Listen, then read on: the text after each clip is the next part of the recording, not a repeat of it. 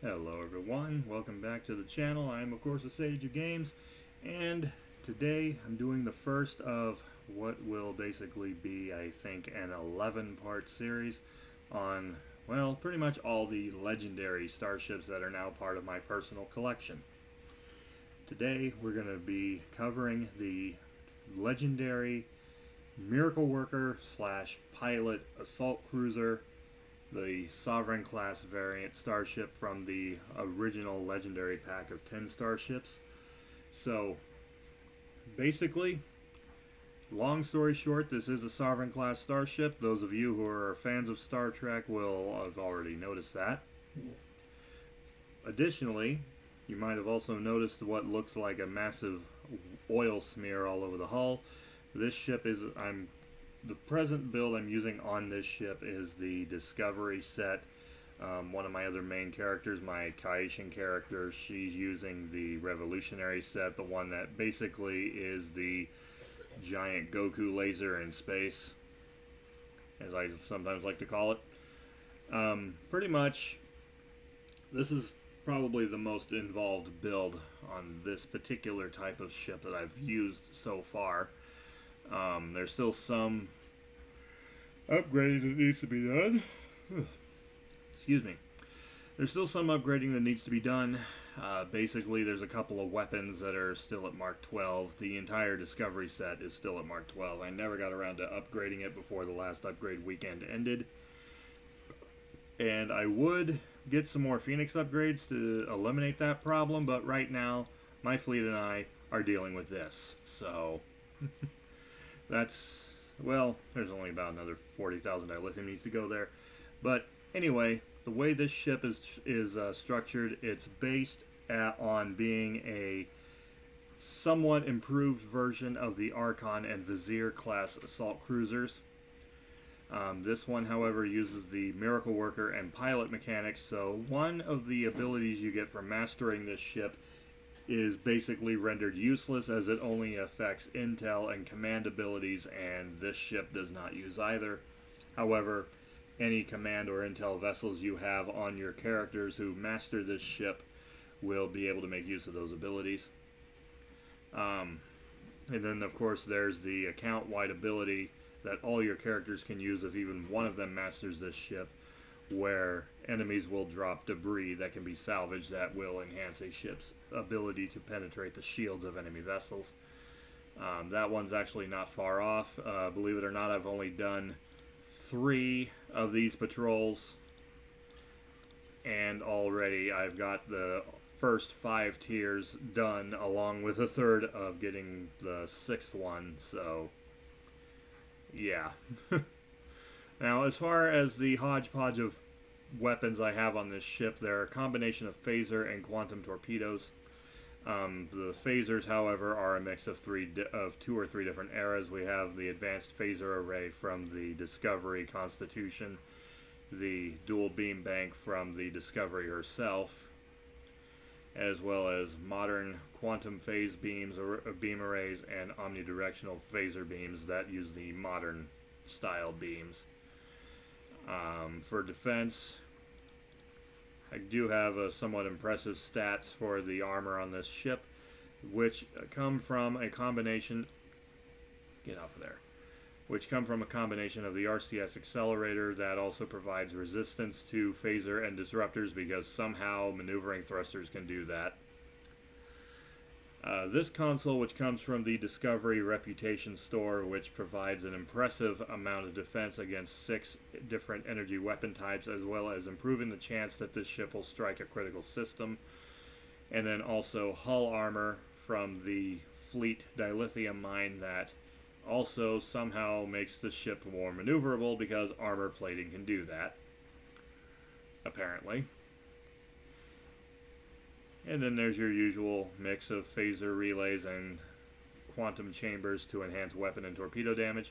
Now, because this is the legendary ship, it also comes with the ability consoles from all of the cache store variants of the Sovereign class, which is the ability to eject an explosive plasma cloud behind you, the ability to take that same gas, put it in a torpedo, and make an even bigger cloud that makes an even bigger boom, and of course an incremental phase cloaking device that not only turns the ship invisible, but allows it to fly through solid objects.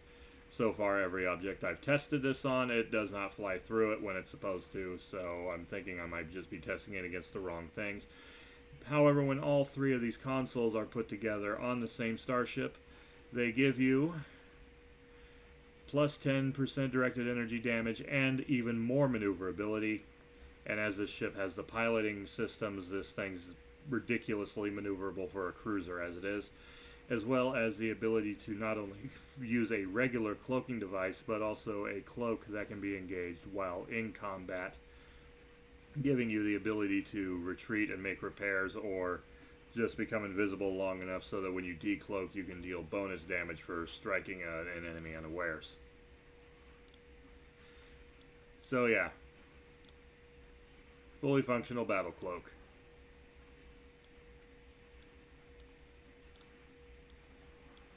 Now, in order to get this same set of abilities without having bought the legendary pack, you would have to buy the Regent class, which is the Tier 5 Sovereign refit, the Archon, which is the Tier 6 Sovereign refit, and the massively expensive Vizier class off of the store, which this is the one that has the Metreon gas torpedo. So, yeah. Hardly worth that cost right there. Better to just buy the legendary pack.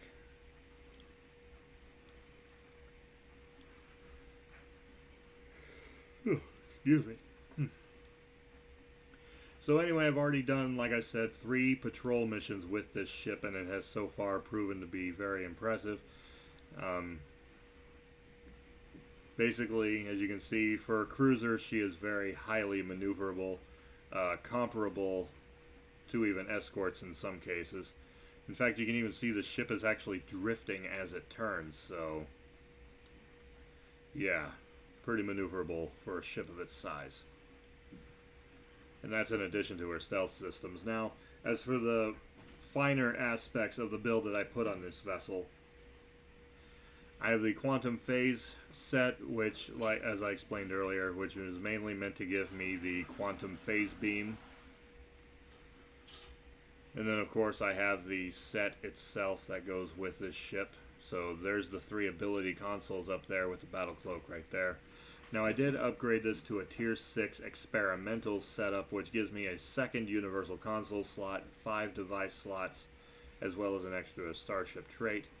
Now, this build is meant to, that I've got on here, with the combination of gear, skills, ability traits, and such. This thing is designed to do 3 things, if not more. First, it has a fairly high degree of probability that whenever a weapon strikes an enemy ship, it will strike something important, causing extra damage to be dealt, while at the same time, you just come over here, this 2 of the traits that are on this ship, one just provides a passive bonus to the chance of striking something important, while this ability here increases the ability of that same thing happening based on maximum hull capacity, which this ability is meant to work with this set of equipment over here, because this ability, depending on how many enemies it hits at once, will provide a permanent bonus to maximum hull health, and that trait there, the higher maximum hull health gets, the greater the chance of striking a critical blow. And then these 2 traits here combined, when a critical blow is struck, weapons and engines on the enemy vessel are taken out completely. And that's also considering this ability, which also will disable a random subsystem, or at least has a 30% chance of doing so. Basically, what this ship is designed to do is, aside from consistently dealing critical damage every time it strikes, it is also designed to completely knock subsystems offline without using energy drains to do it. And so far, she's done it very, very well. Now, because this ship also has hybrid specialization in that it is both a miracle worker and a pilot vessel, it is possible to use both mechanics at the same time. However, the hybrid bridge stations are restricted to engineers. So the downside is that you greatly diminish your ability to use engineering abilities such as shield and hull heals in favor of these more specialized abilities. Which, the way I have this set up, this ship can enhance its weapon damage by either using an excessive amount of engine power to fly really fast, and then for however long this ability is active, weapons are enhanced for 10 seconds after the effect wears off. And then another engineer, the one that has the Miracle Worker ability, just has this thing where, let's see, energy weapons have no power drain and they fire 80% faster. So it doesn't necessarily enhance the damage output of each individual shot. It just makes each of those shots come faster. And then, of course, I have this ability too, which enhances damage to target shields by my standard weapons. It's basically the cold version of the aceton beam. Other than that, just your standard setup of weapon enhancements, shield, and hull heals. So now that I got some stuff to acknowledge here. Okay, so let's go ahead and just try a little demonstration of the ship's abilities. Let's put the difficulty up a bit. Let's see. Let's see. How about our Gala?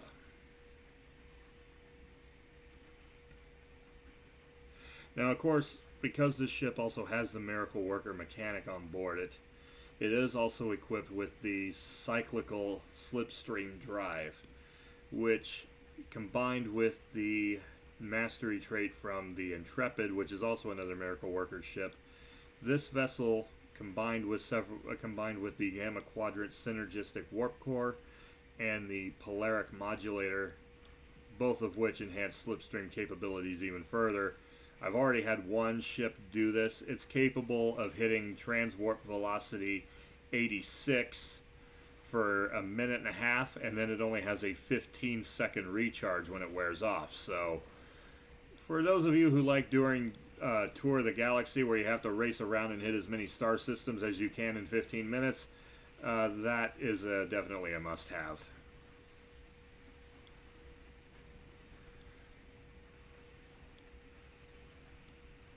Okay, so far the ship's damage output's doing pretty well.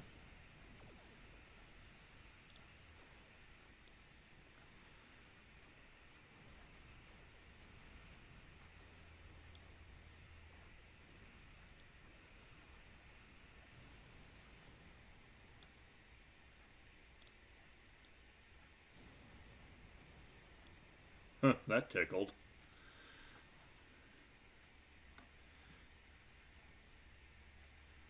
Okay, let's, yeah. Okay.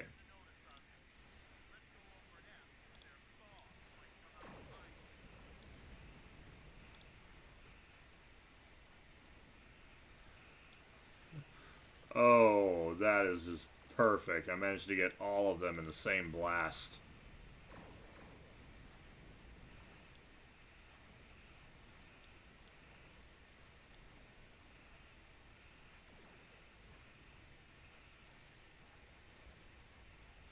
So, as I explained in that one video where I talked about the mastery trait of the Gagarin, I am using that trait on this ship, which turns all of my shoot 'em all abilities into an excuse to use all of these shoot 'em all abilities.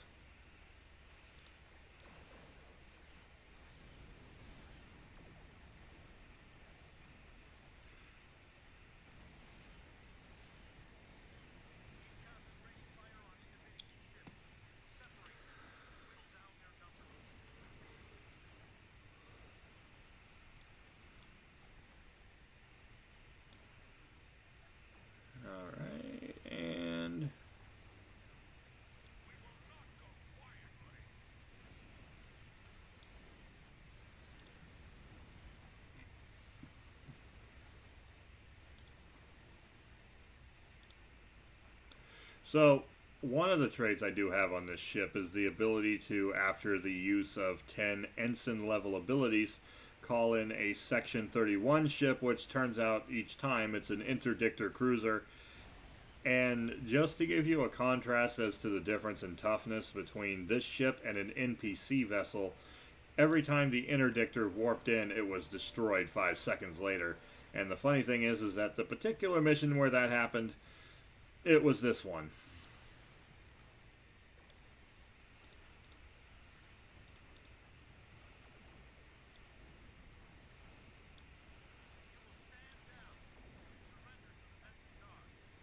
In fact, I'm trying to get one to come in right now.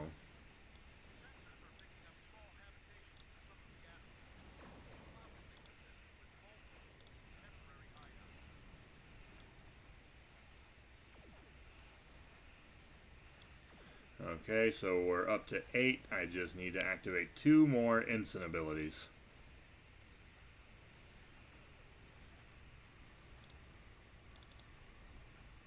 There we go.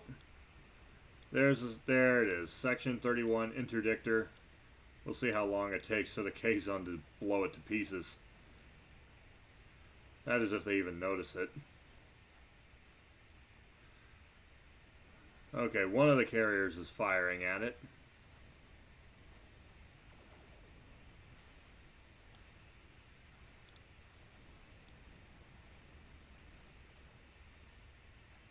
Oh wow, the ship of that Section 31 vessel is actually survived for quite a while.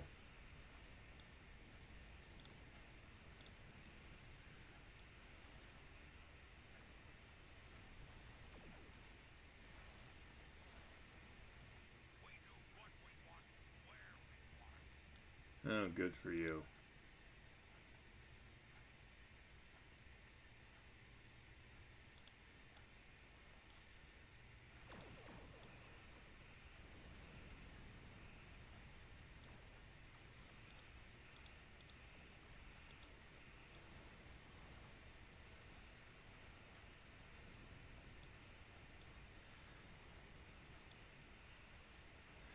Okay, and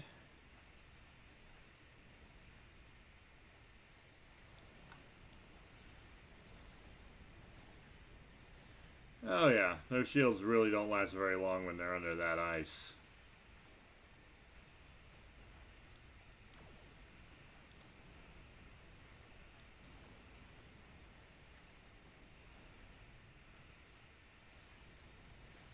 Now, one console ability that I thought about giving this vessel, just because it would actually help with the whole taking subsystems out without using energy drains, is the console from the Titan, which is another ship that I do have. In fact, the trait ability you get from that is on this ship, or is equipped on this ship, I believe. Let me see if it calls in a flagship. Oh, yeah. Wow, a yellow tractor beam?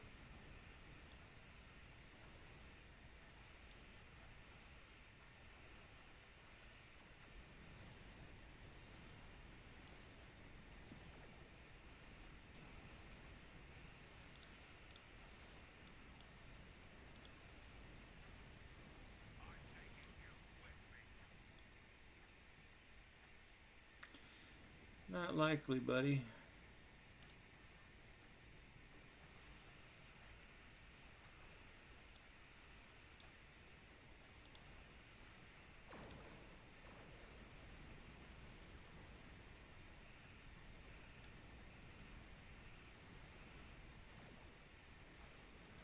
Looks like a couple of enemies took a hard hit when that cloud exploded. Oh yeah, like these guys.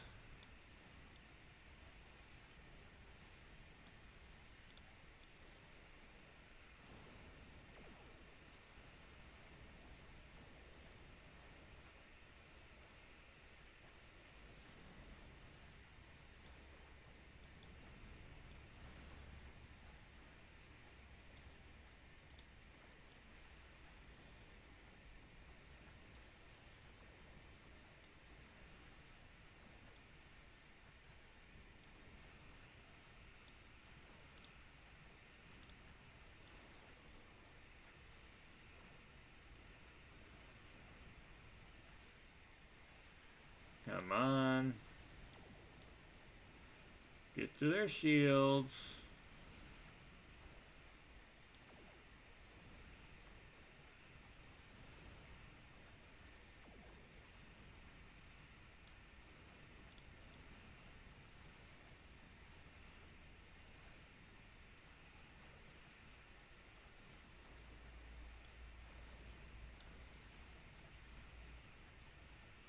You know, I can see why those traits that knock subsystems offline on a critical hit, why they have cooldowns, because honestly, with as frequently as I'm scoring critical hits, if they had no cooldown, they would not be able to move and they would not be able to shoot. Players using those traits would be unstoppable in PvP.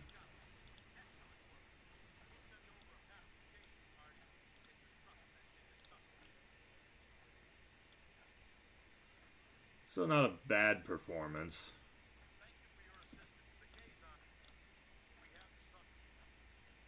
I mean, yeah, there are still parts of the ship that could use some work, at least where the combat build is concerned.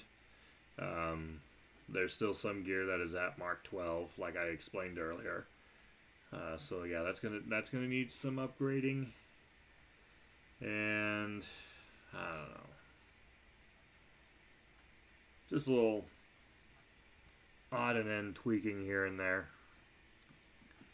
Yeah, I got 1, 2, 3 weapons that are still Mark 12. Only one of them is at epic level. But yeah, I honestly am considering replacing one of these two consoles with the opening salvo console from the Titan. Either that or this ability. I might just replace that with this with that.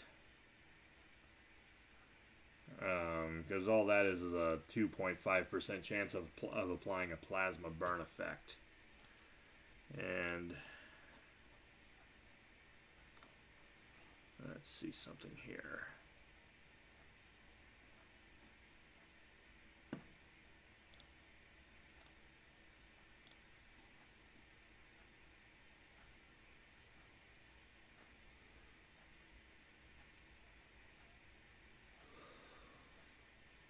Okay, yeah, exotic particle generators actually don't have any effect on Metreon clouds.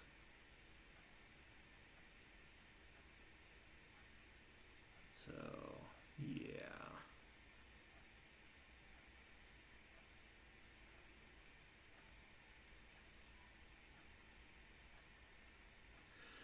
Now, another thing too to take into consideration, these consoles deal plasma damage, except this one. This one deals kinetic damage on impact, and then the explosion deals plasma damage, and the cloud deals plasma damage. So basically, the best energy weapon type, if you're going to use energy weapons on this ship, would probably have to be plasma weapons. So kind of the same setup with the Tier 6 Prometheus class ship, in that to best enhance its abilities, you'll want to use plasma weapons on that ship as well if you want the energy weapons and the console ability to kind of like work in concert with each other. So I will probably replace the energy weapons with plasma types at some point here in the near future. It's going to cost me a few abilities, but you know, it's all about that damage per second. So yeah, that is the Tier 6 Legendary Miracle Worker Assault Cruiser. Next time I'm going to cover the Tier 6 Legendary Defiant, which I have 2 builds that are active on that vessel on this character. Basically, one is your standard energy torpedo weapon build. That would be what you would expect on a Defiant class. The other one is a torpedo boat similar to my Fate class Romulan Warbird. However, because the Legendary Defiant replaces its experimental weapon slot with a 5th forward weapon, I was able to completely eliminate the idea, or rather the fact, that torpedo boats have blind spots in their weapons array. Because with the Kentari missile, which has a 180-degree arc in the aft slot, whose purpose is to basically rapidly reset the torpedo launchers by constantly triggering the duty officers that reload torpedo launchers. The wide-angle quantum torpedo, which is on this equipped on this ship, is in that 5th forward weapon slot. So it has the same build otherwise as my Fate class Warbird. However, it also has this extra torpedo. Okay, yeah, it doesn't say wide angle in this particular data card. But because it does have this torpedo on it, I do basically enjoy the benefits of having full 360-degree torpedo coverage. So, until next time, I'm, of course, the Sage of Games. I am one thing I do want to say, though, before I go, is I am rebuilding my fleet. It is the Federation Alliance First Fleet. This is the same fleet I started back in 2012. However, as with most fleets that are that old, everyone just kind of like drifted apart, went their own direction. However, if you want to join my fleet, get a hold of me in game at Gogeta1701, and we'll see about getting you added. But yeah, definitely trying to rebuild the fleet, and as far as that goes, I'm rebuilding it as a casual, but also as a teaching fleet, where those who join, basically, we help each other to increase effectiveness within all aspects of play, to make our ships better, make our ground characters better, and just in general have fun, and also get these bases facilities built up as quickly as possible. We are 94% of the way to starting the project that will enable us to have access to weapons from the original Star Trek series. So, okay, correction, we're at 95%. So, here in about maybe a week or so, we'll be able to have access to TOS weapons. So, for those of you who have TOS starships and you want a canonically accurate weapon build, we'll be able to provide you with that. So, I'm of course the Sage of Games. This has been the Miracle Worker Legendary Assault Cruiser, and I will see you guys in my next video. Ciao.